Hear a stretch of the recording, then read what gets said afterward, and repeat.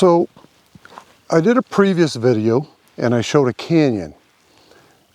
Told you that was Dinosaur Valley. And that's where I'm at right now, is the floor of Dinosaur Valley. And up above there, now this is one of the less steep areas, but up above there you can see the flat.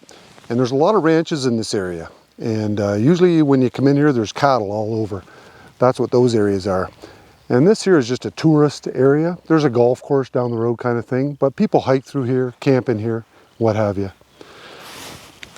Was gonna head out to a different spot and thought I would sit down for a moment because I'm getting tired and share another experience with you. Oh.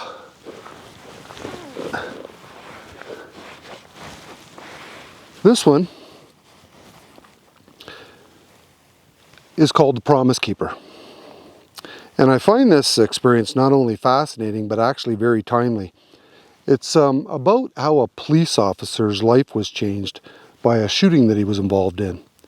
And the reason why I say that I find it very timely, it should come as a reminder to us that the police are only human. They're no different than you and me. They all have families, they share the same feelings, the same fears, and they go through all the same struggles in life that we do. And then on top of all that, almost daily, they're put into situations where they're called upon to risk their life to save our lives.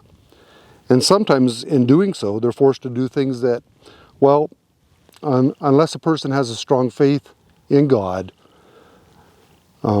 let's just say that these people are, for the most part, extraordinary individuals and deserve our support for all the sacrifices they consciously make. Anyhow, just trying to bring it up here. Okay, here we go. He pulled a gun and started pointing it at us as he was running. And that's the moment my entire life changed. Jared had dreamed of being a cop since he was a boy.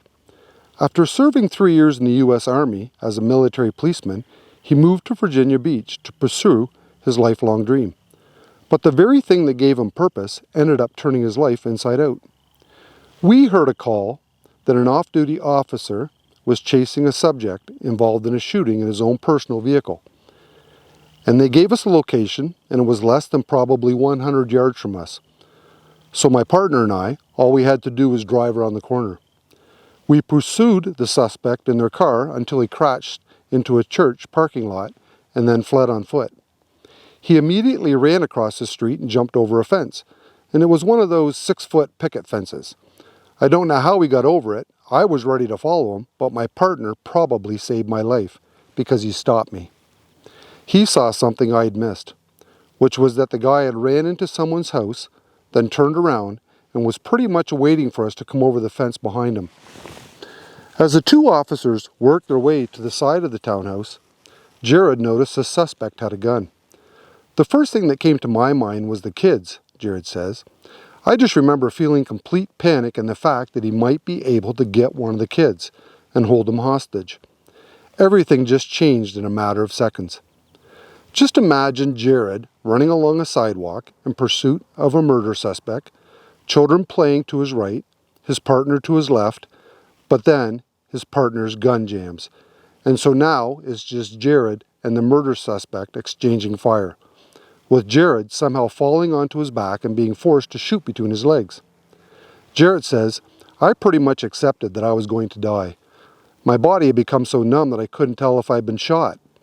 I just knew that I had to stop him, and he was running along the wall while he was firing. I felt the presence of those children to the right, and I thought, I just have to stop him before he gets over there.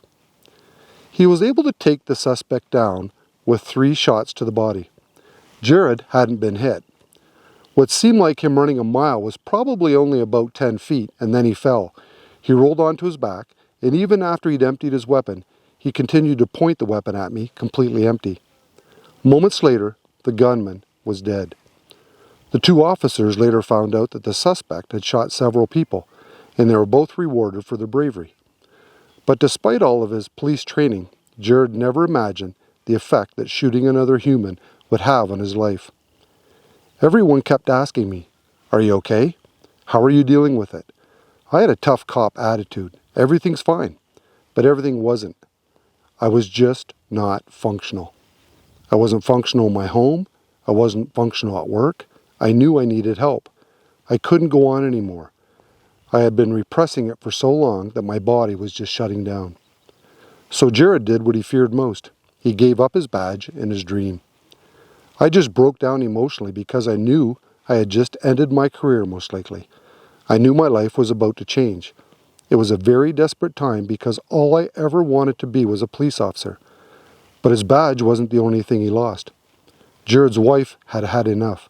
One night she left and never came back. I picked up the gun and I fully intended on shooting myself.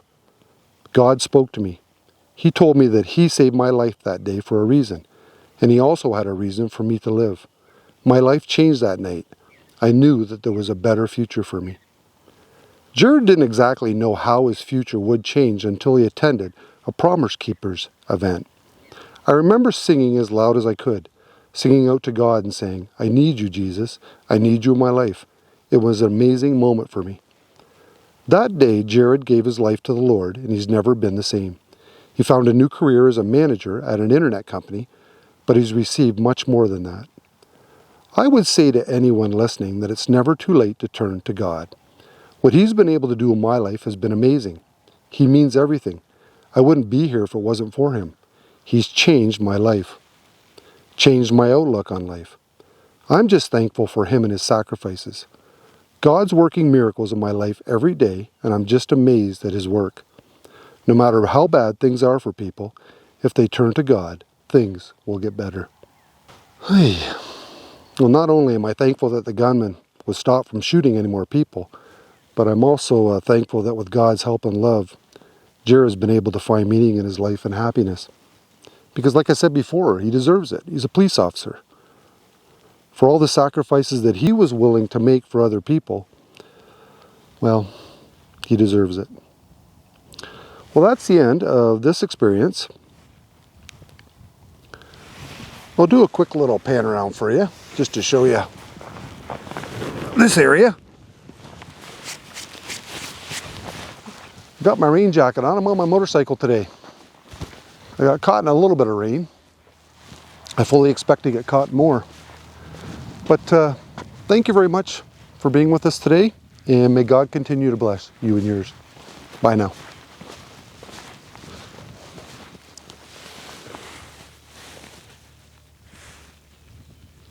So you can see the little hills of limestone that were deposited by the wave action and the action of the water, as I said, on the bottom of this area, which was once an ocean, I guess. Isn't it beautiful? Some of them hills are they're so weird looking. Anyhow, you have a wonderful day. Take care, and thank you. Bye now.